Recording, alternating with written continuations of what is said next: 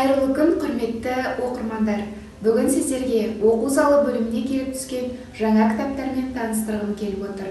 Артықбаевтың «Қазақтың танымдық этнографиясы» Фолиант баспасынан 2019 жылы басылып шығарылған. Кітап қазақ халқының этникалық тарихы мен мәдениетіне қызығушы оқырман қауымға, этнографтар мен этносаралық мәселелермен айналысатын мамандарға арналады. Қазақ халқы ассамблеясы 20 жылдық тарихы Алматы қаласы Қазақпарат баспасы 2015 жылы басылып шығарылған.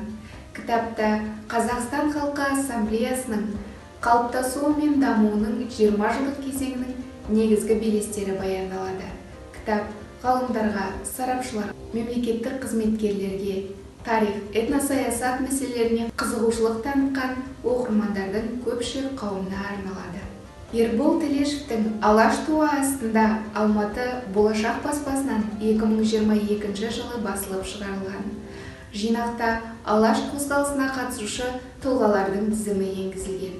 Бұл жинақ Алаш қозғалысының тұлғалары тарихы қызықтыратын оқырманға арналады.